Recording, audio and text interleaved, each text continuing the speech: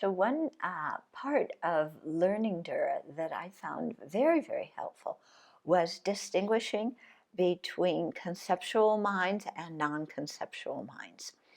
And to me, this was a really eye-opening experience to observe my mind just when I was walking somewhere and I might see a tree and immediately start thinking about the tree and having opinions about the tree.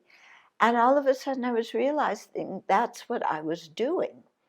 Or I would see the tree, and then what would come into my mind is a memory of a previous tree that I had seen, and then comparing the two trees to each other, or wondering, how this one relates to that one, and realizing that I was just walking along the path, but I wasn't really seeing things freshly.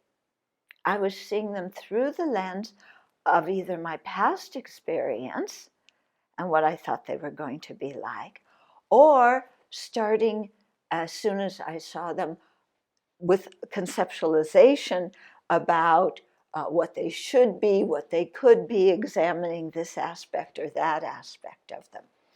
So it really hit me how much thought lies behind and obscures a lot of our how we live in the world and see things, because the thought is influencing what we focus on, how we see it, and so on.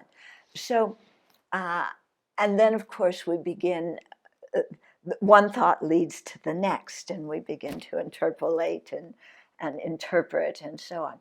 So I'll give you one example of how sometimes it's really very helpful just to distinguish what is the direct perception of something versus having all the background of my thoughts, either from what I saw before or my opinions in the future. So a friend of mine was working at National Public Radio, and he had a colleague, and they would pass each other in the office quite a bit. They were both reporters and did radio programs and so on NPR.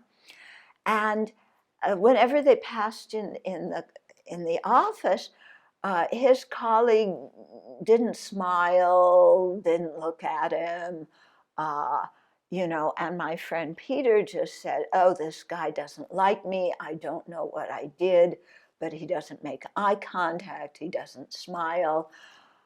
It's kind of, why doesn't he like me? Why isn't he engaging?" And one day, they were passing in the office, and his colleague stopped and said to Peter, that interview or that show that you recently did, it was really excellent, and I respect you a lot because your programs are often really, really good and very interesting." And Peter was totally shocked because he was convinced this guy was just blocking him out and didn't like him. Okay, so this is, again, a good example of, your raw sense data is just somebody walking by, looking at something and, not paying attention to you. But then all the conceptual mind jumping in and creating this whole story about, this person doesn't like me, and anyway, he's very rude because he doesn't say hello, and on and on and on, and being very unhappy about the whole thing. When, if we're able to discern between conceptual and non-conceptual minds and say, that's the conceptual mind, leave it aside. What's the actual data I'm seeing with my visual consciousness and hearing with my auditory consciousness? Then all of that superstitious thought wouldn't disturb our mind and wouldn't disturb our relationship with the other person. Okay, So very helpful, to learn to discern conceptual and non-conceptual. Also, another way to explore this is when we eat. And before you eat, have your food in front of you. And before you eat, say, what do I think this food is going to taste like? Because we have an image in our mind, a conceptual appearance in our mind about what this food is going to taste like and the degree of happiness that it's going to bring us. Yeah, and so we put together little bits of each kind of food because we think that will bring us the utmost happiness according to what we want in the next bite.